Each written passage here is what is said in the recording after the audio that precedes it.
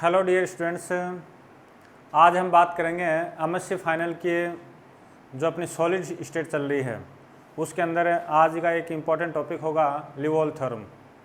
जैसा कि मैंने आपके ग्रुप के अंदर पीडीएफ शेयर की, उसके अंदर आपको उसका प्रूफ दे रखा है। वो प्रूफ किस प्रकार से क्या प्राप्त हुआ या लिवोल थ्योरम क्या है उसके बारे में अपना आज डिस्कस कर लेते हैं।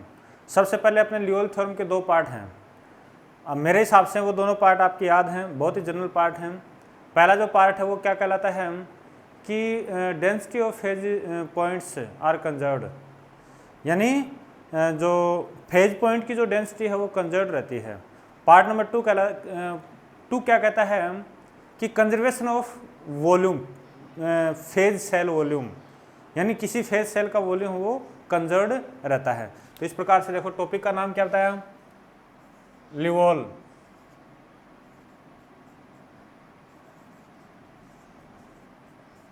थ्योरम। और इसके दो भाग बताए मैंने। पार्ट नंबर फर्स्ट क्या बताया मैंने कि जो डेंसिटी है वो कंजर्व रहती है, किसकी, फेज पॉइंट्स की।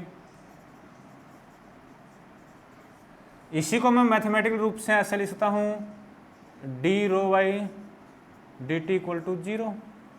तो ये तो हो गया डेंसिटी कंजर्वेशन, बात याद होगी मेरे हिसाब से। पार्ट नंबर 2 इसका जो था वो था volume conservation.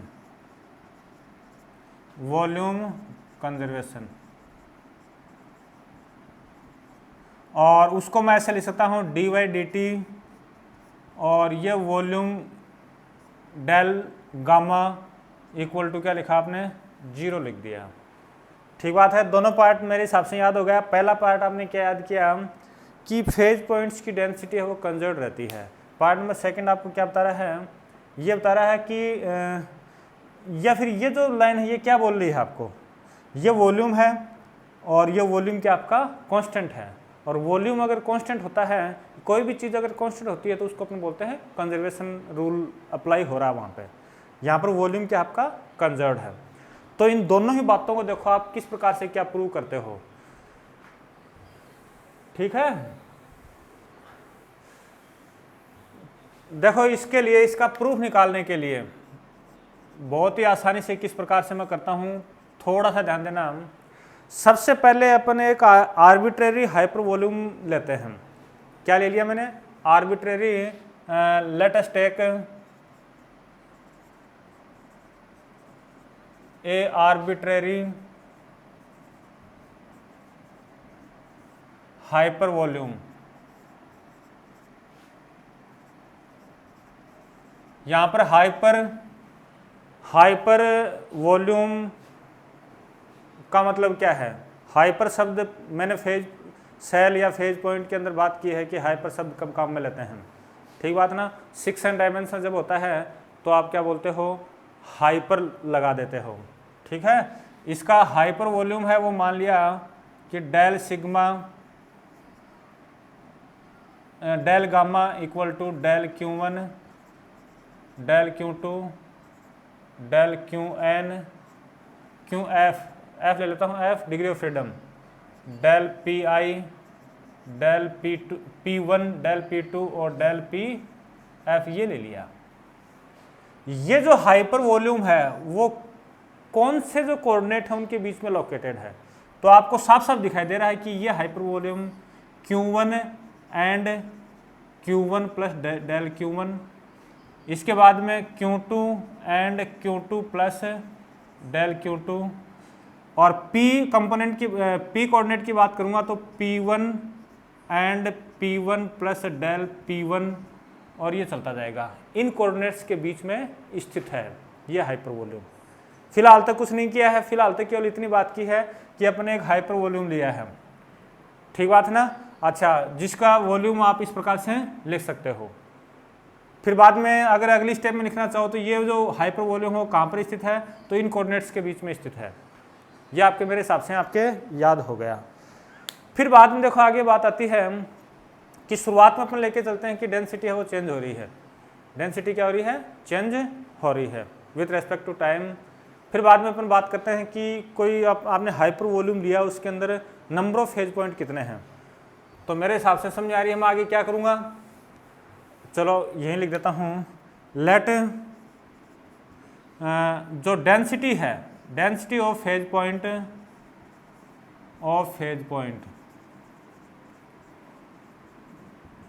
Is sigma rho, then number of phase point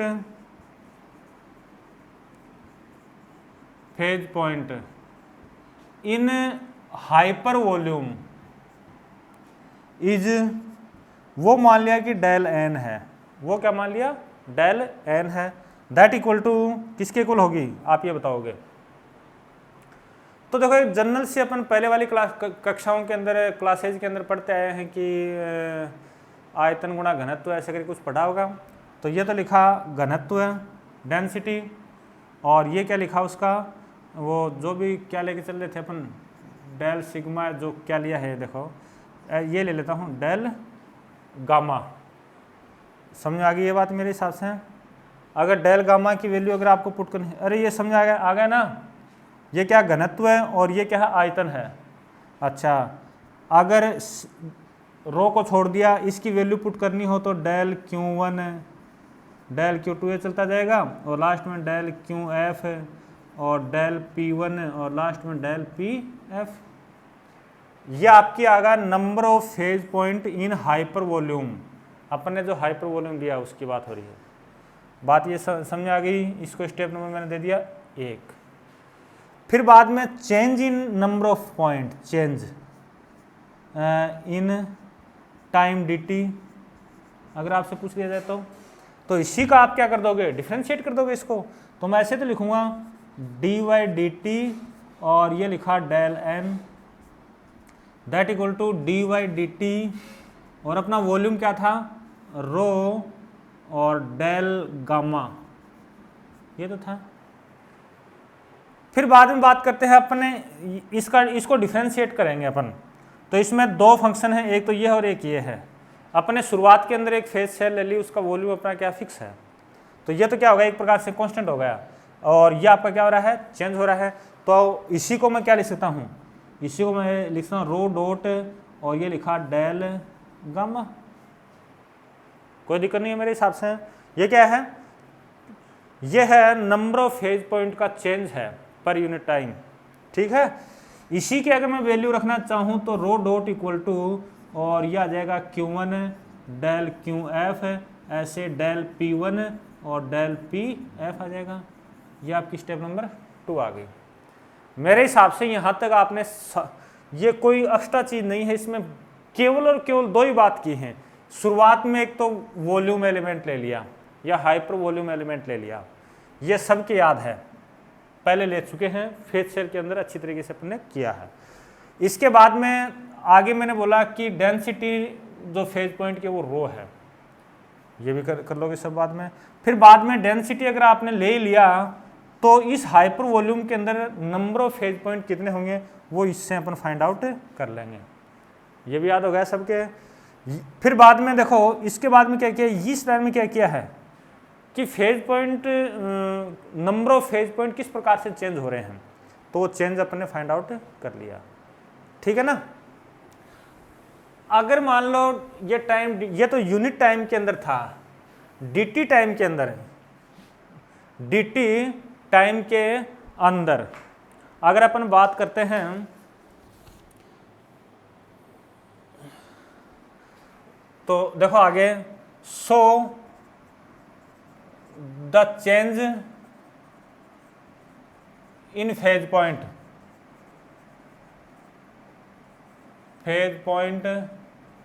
in time dt will be,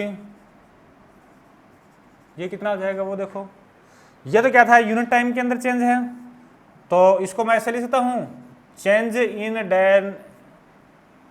delta n equal to क्या लिखा जाएगा, यहीं से लिख दो, ये लिख देता हूं रो डो इंटू dt, और क्या लिखूं, ये जो भी आपने लेके चल रहे हैं डेल गामा।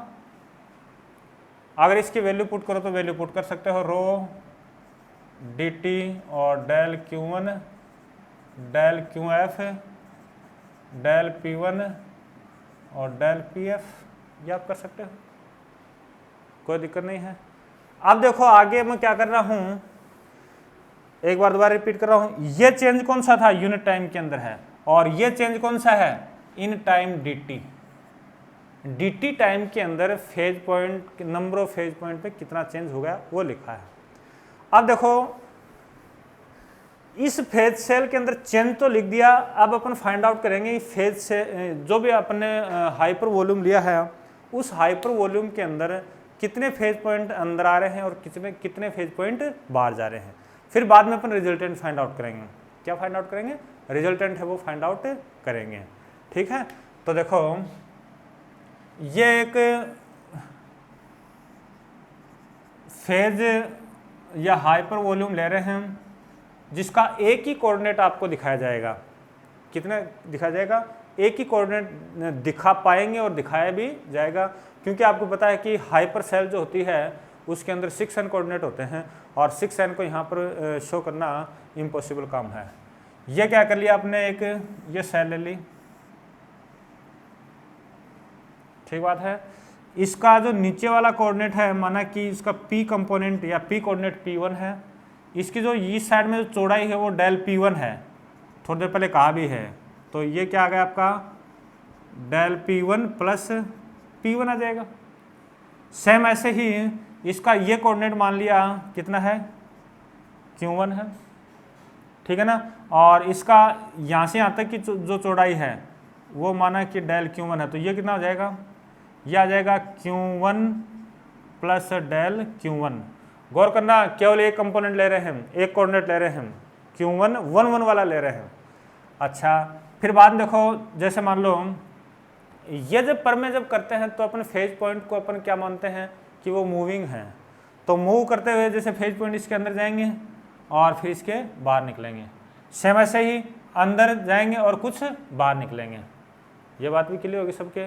तो एक बार देखो आप इसको ऐसे समझो, यहाँ पर कुछ फेज पॉइंट अंदर गए, वो dt टाइम के बाद में यहाँ पहुँच गए, तो अपने यहाँ कितने पॉइंट आए फेज पॉइंट वो फाइंड आउट कर ले, अंदर घुसने वाले।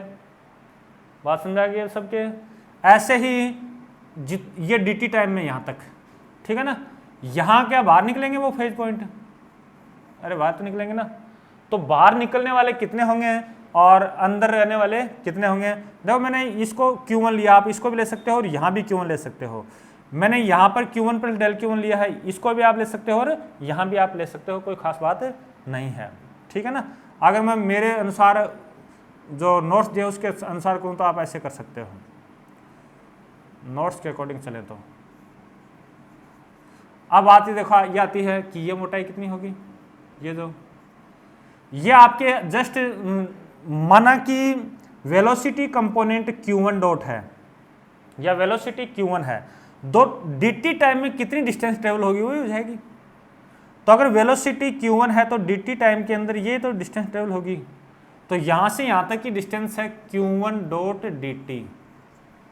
दोबारा सुन सकते हो, याद करने की बजाय ये समझ में आना चाहिए, Q1 डॉट dt हो जाएगा। अरे वेलोसिटी इंटू टाइम में तो होता है, डिस्टेंस होता है वो, ठीक बात है। इसके बाद में जब बात आती है, यहाँ की बात आती है कि इसकी मोटाई कितनी होगी, तो देखो इसके लिए अगर आप समझना चाहो तो इस प्रकार समझ सकते हो। शुरुआत में जब यहाँ थे तो वेलोसिटी कंपोनेंट कितना था, Q1 था, Q1 डॉट था। वेलोसिटी यहाँ से यहाँ तक चले तो आपने डिस्टेंस कितनी ट्रेवल की, डेल Q1 की थी। वेलोसिटी कंपोनेंट चूंकि Q1 चेंज होगा तो वेलोसिटी कंपोनेंट भी चेंज होगा, तो इसके अंदर आप क्या लिख सकते हो, del Q1 dot upon del, ये डेल ले लेते हैं, del Q1 into del Q1। ये वेलोसिटी कंपोनेंट में चेंज आ गया है। दोबारा गौर कर लो, मूल वेलोसिटी कंपोनेंट Q1 डॉट था, फिर बाद में ये स्टेप मैंने क्यों लिखी, देखो अगर डेल Q1 जब आप चलते हो तो वेलोसिटी कंपोनेंट में मैंने चेंज लिखा है डेल Q1 डॉट, यूनिट चलोगे तो ये आ जाएगा del Q1 dot upon del Q1 आ जाएगा। आप यहाँ से यहाँ तक जब चले तो डिस्टेंस ट्रेवल कितनी की, ये डिस्टेंस ट्रेवल की है डेल Q1, तो वही तो लिखा है मैंने वहाँ पर, ये स्टेप वहाँ लिखी है।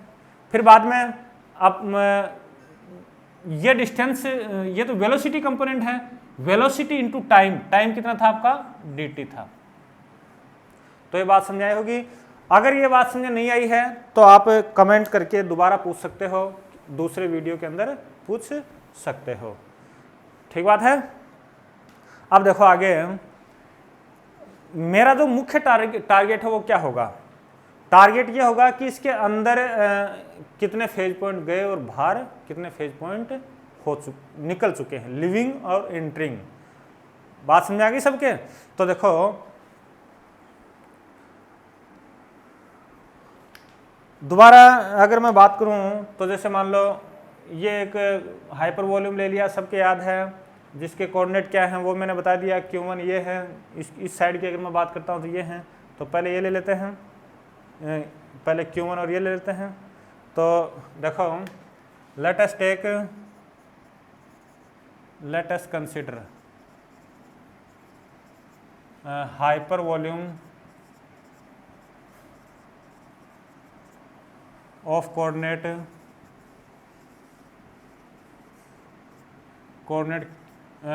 hyper volume between coordinate Q1 and Q1 plus del Q1, इनके बीच में लिया। तो देखो इंटरिंग वाला कर लेते हैं, इंटरिंग फेज पॉइंट, ऐसे लिखो, phase point entering in this hyper volume. तो क्या लिखूं, टोटल नंबर ऑफ पार्टिकल कितने थे, ये थे ना। अच्छा तो देखो यहाँ इंटर कितने करेंगे उसकी बात करते हैं, इंटर कितनी करेंगे, तो ये लिखा जाएगा, यहाँ पे कोई नाम लिखना कोई आवश्यक नहीं है। तो इस प्रकार से आप लिख सकते हो, आप इसको छोड़ो एक मिनट के लिए, मैं ऐसे लिख सकता हूँ कि टोटल नंबर ऑफ पार्टिकल अपने हैं रो डेल Q1, और बाकी को छोड़ो, ये एक ही कंपोनेंट ले लिया। यूनिट टाइम के अंदर कितने जो टोटल पार्टिकल कितने हो जाएंगे, नीचे आ जाएगा डेल T आ जाएगा। आप कितने टाइम में चाह रहे हो, dt टाइम में चाह रहे हो, तो इसको dt से मल्टीप्लाई करोगे, नहीं करोगे, यह आपका क्या हो गया, यह आपका हो गया वेलोसिटी कंपोनेंट हो गया, और dt आपका है ही, ठीक है ना। तो इस प्रकार से मैं लिखूंगा, देखो phase point entering in this hyper volume, चलो लिख देता हूं, इन टाइम dt इज, तो देखो इन यूनिट टाइम की मैं बात करता हूं तो याद जाएगा rho del Q1 upon del T, और इसी को मैं क्या लिखूंगा, रो Q1 डॉट, यहां पर Q1 क्या है, वेलोसिटी कंपोनेंट है, Q1 dot is velocity component,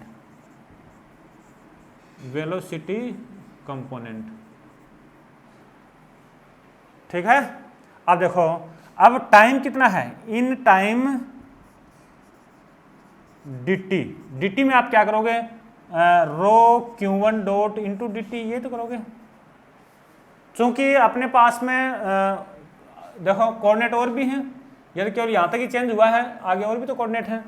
तो ये लाइन केवल आपके समझने के लिए है, इतना, इसको छोड़ो, आगे चलो, इंटर करने वाले कितने हो जाएंगे, रो Q1 डॉट dt, फिर बाद में नंबर आता है डेल Q2 और डेल Q3, ऐसे ही डेल QF, डेल P1 और डेल PF। ये कौन से पार्टिकल आ गए हैं, फेज पॉइंट आ गए हैं जो इंटर कर रहे हैं। अब आगे बात आती है जो लिविंग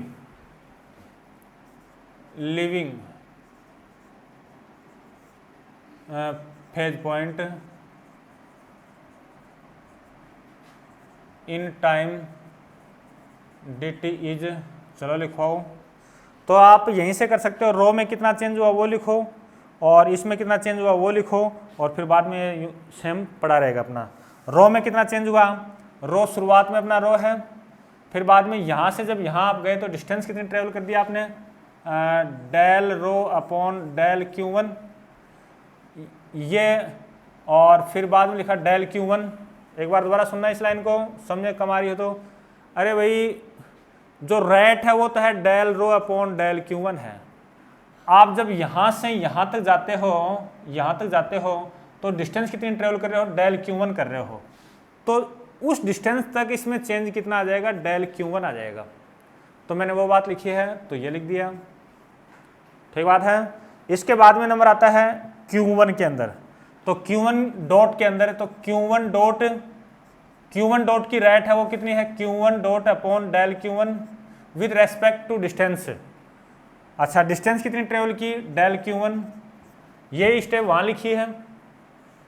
इसके बाद में आगे क्या है, dt, तो dt की जगह dt, फिर बाद में वो स्टेप चलती रहेंगे, डेल Q2 और डेल QF और डेल P1 और डेल PF, ये अपना चलता रहेगा।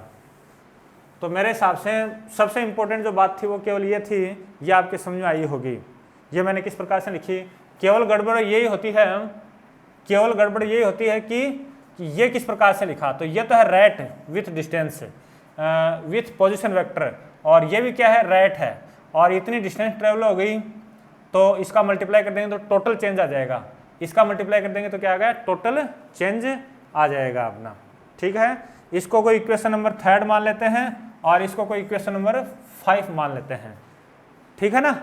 इसके बाद इक्वेशन नंबर 3 में से 5 को माइनस कर दो। अगर 3 में से 5 को माइनस करता हूं तो पहले तो प्राप्त क्या होगा, ये कौन से फेज पॉइंट है जो इंटर कर रहे थे, ये कौन से फेज पॉइंट हैं जो लिविंग हैं, ठीक बात है ना। तो ये रिजल्टेंट, एक सेकंड पहले माइनस करते हैं, तो ये आपका आ जाएगा, देखो थोड़ा गौर करें इसका, एक मिनट 5 को दोबारा लिखता हूँ। इक्वेशन नंबर 5 आपका इसका मल्टीप्लाई करके लिखूंगा तो इसका इससे मल्टीप्लाई करूंगा तो आ जाएगा रो Q1 डॉट, फिर बाद में जो हायर ऑर्डर है उनको छोड़ देते हैं, इसका इससे करेंगे तो plus rho del Q1 dot और डेल Q1 और dQ1, ठीक बात है ना। इसका इससे करूंगा तो plus Q1 dot del rho upon del Q1 और डेल Q1। मैंने इसका और इसका मल्टीप्लाई छोड़ दिया क्योंकि हायर ऑर्डर है, इसको छोड़ दो। बाहर क्या आपका dt del Q2 del QF और डेल P1 और डेल PF। एक बार इसके मल्टीप्लाई को दोबारा देखो, मल्टीप्लाई को इसका इससे किया तो यह आया, इसका इससे किया तो यह आ गया, इसका इससे किया तो यह आ गया, इसका और इसका मल्टीप्लाई करते हुए मैंने छोड़ दिया क्योंकि ये बहुत ही स्मॉल क्वांटिटी आपको प्राप्त हो जाएगी। देखो आज की इस वीडियो में केवल इतना ही करता हूँ, इसका नेक्स्ट भाग अगले वीडियो में मैं करता हूँ। थैंक यू, धन्यवाद।